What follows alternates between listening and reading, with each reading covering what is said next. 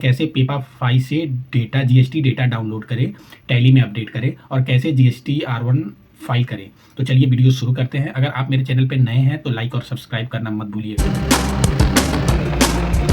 सबसे पहले यहाँ पे लॉगिन हो जाएंगे। लॉगिन होने के बाद आपको एक रिपोर्ट का ऑप्शन मिलेगा।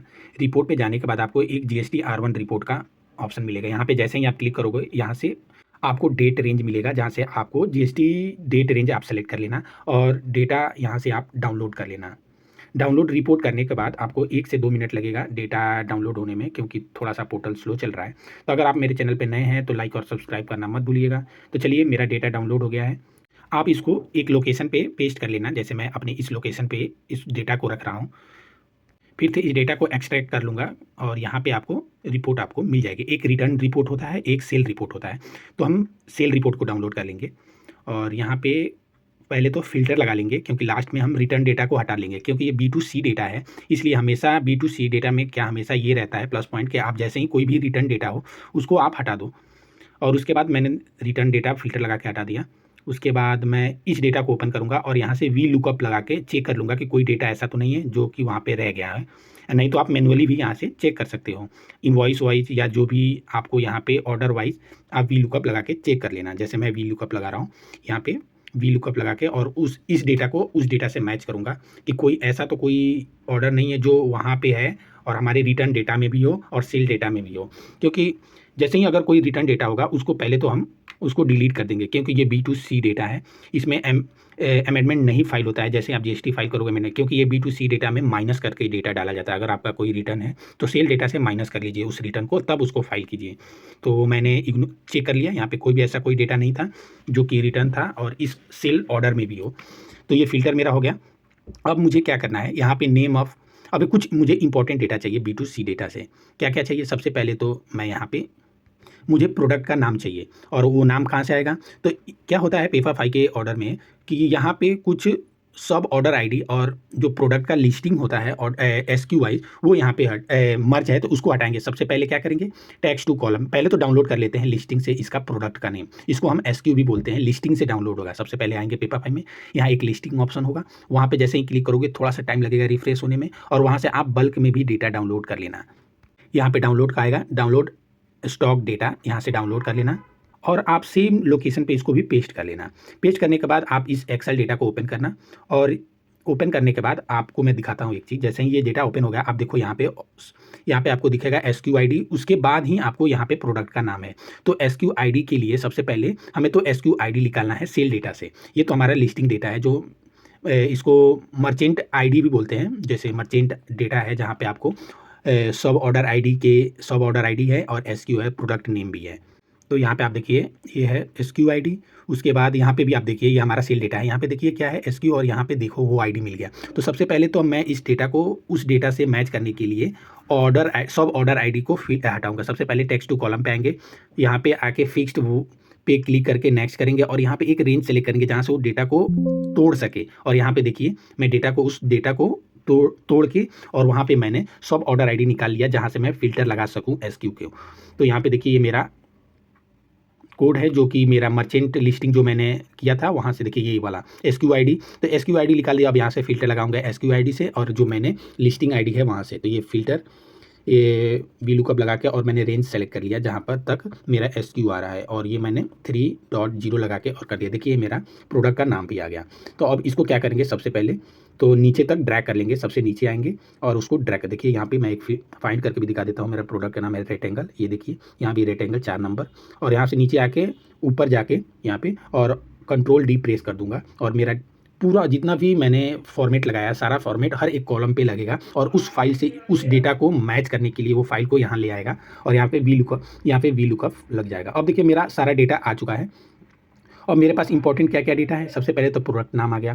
प्रोडक्ट नाम के बाद मुझे ये रिसिप्ट, जहाँ मेरा जो स्टेट है, जो कस्टमर का स्टेट है वो इंपॉर्टेंट है। उसके बाद क्वांटिटी इंपॉर्टेंट है, इनवॉइस क्वांटिटी, कितनी क्वांटिटी मैंने भेजा। उसके बाद टैक्सेबल अमाउंट।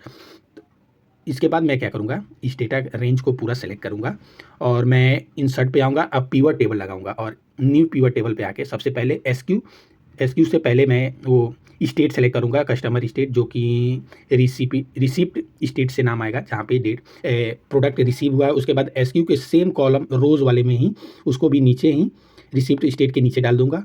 उसके बाद मुझे चाहिए क्वांटिटी, जो कि क्वांटिटी यहाँ पे सर्च करूँगा कि क्वांटिटी कहाँ है। और जैसे ही क्वांटिटी मिल जाएगा उसके बाद मैं जीएसटी रजिस्टर और अनरजिस्टर्ड पार्टी को भी सेम टू रोज़ कॉलम में डालूंगा। जैसे देखिए जीएसटी अब रिसिपिटेंट, उसके बाद उसको भी नीचे ही ड्रैग कर दूंगा, क्योंकि वो अनरजिस्टर्ड होगा तो वो अनरजिस्टर्ड होगा, और जो रजिस्टर्ड होगा उसका जीएसटी नंबर वहाँ पे आ जाएगा। उसके बाद मैं क्वांटिटी फिल्टर लगाऊंगा, क्वांटिटी को वैल्यू में डाल दूंगा, क्योंकि वो वैल्यू है वो ऐड होगा। उसके बाद मैं टैक्सेबल वैल्यू को भी सेम टू सेम वैल्यू में डालूंगा। देखिए यहाँ पे मैंने इसको भी पेस्ट कर दिया और मेरा यहाँ डेटा बन गया है, जीएसटी डेटा। अब इसको मैं टैली में अपडेट करूँगा।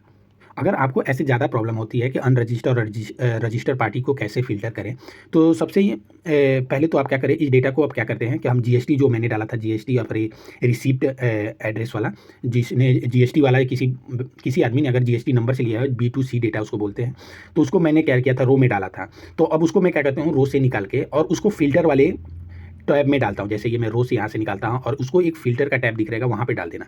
ऊपर डाल दोगे तो वहाँ से आपको फ़िल्टर करने का आसान तरीका होगा। और जीएसटी वाले पे सेलेक्ट कर लेना सबसे पहले तो।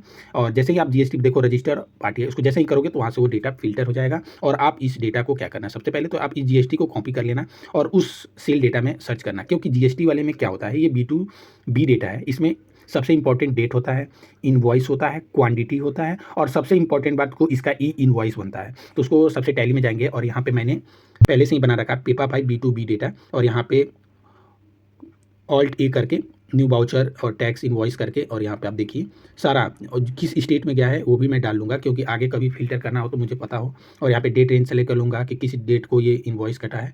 और यहाँ पे आप देखिए इस जीएसटी को कॉपी करूँगा और जीएसटी वाले टैब पे जाऊँगा, चाहे चैट जीपीटी पे भी आप सर्च कर सकते हैं। मैं जाऊँगा जीएसटी पोर्टल पे या चैट जीपीटी पे, तो मुझे आसान लगता है चैट जीपीटी, क्योंकि यहाँ पे बस पेस्ट करना है जीएसटी नंबर और डाल देना है डिटेल्स।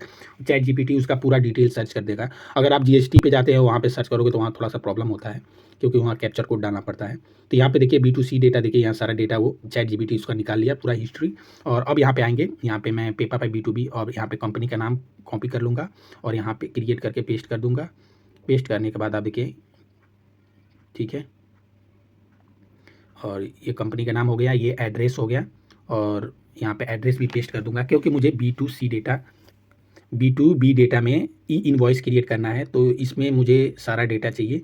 और ऐसे करते करते मैं सारा क्रिएट कर लूँगा एक एक करके। यहाँ पे देखिए ये है उत्तर प्रदेश की कंपनी, और यहाँ पे इंपॉर्टेंट भी है ये, क्योंकि पिन कोड भी डालना होता है, और यहाँ पे भी जीएसटी नंबर भी कॉपी करके पेस्ट करना। सेम टू सेम वही डेटा मैं यहाँ भी पेस्ट कर दूंगा, कंपनी नेम, एड्रेस, और पेस्ट करने के बाद सेम टू सेम, और एड्रेस भी यहाँ से ही कॉपी कर लेता हूँ और पेस्ट कर लेता हूँ।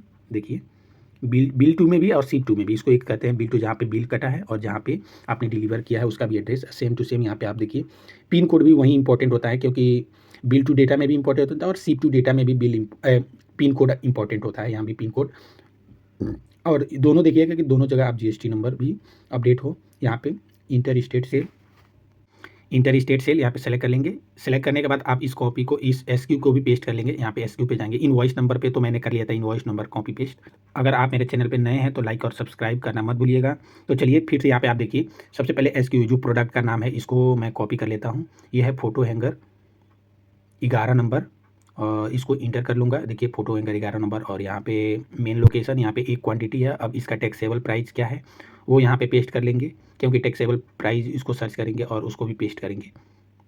तो ये हमारा टैक्सेबल प्राइस आ गया, यहाँ भी इसको भी पेस्ट कर लिया हमने।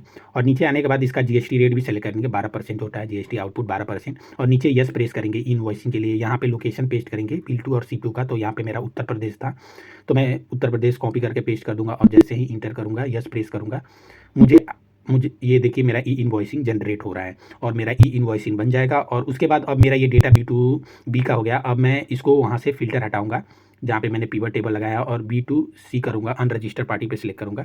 यहाँ पे आप देखिए आ गया पूरा मेरा अनरजिस्टर्ड, और एक एक करके टैली में अपडेट करता जाता हूँ। आप इसको फॉलो कीजिएगा। देखिए मैंने पेपाफाई मैंने क्रिएट किया, और यहाँ पे देखिए लास्ट मैंने इनवॉइस क्रिएट किया था 267, इसको कॉपी कर लूँगा और मैं ऑल्ट ए से न्यू वाउचर करके और पेस्ट करके यहाँ से एक इनवॉइस में ऐड करके और यहाँ से क्रिएट कर लूँगा, क्योंकि B2C में इनवॉइस नंबर इंपॉर्टेंट नहीं होता है। आपको यहाँ पे आपको दिखाता हूँ, जो स्टेट है यहाँ पे आंध्र प्रदेश है, तो आंध्र प्रदेश से ही सेलेक्ट करना है, दोनों जगह आंध्र प्रदेश। B2C में वहाँ पे आपको स्टेट सेलेक्ट करना होता है और टैक्सेबल अमाउंट डालना होता है और टैक्स सेलेक्ट करना होता है, ना कि आपको इनवॉइस नंबर का वहाँ पे इंपॉर्टेंस है और ना ही डेट का।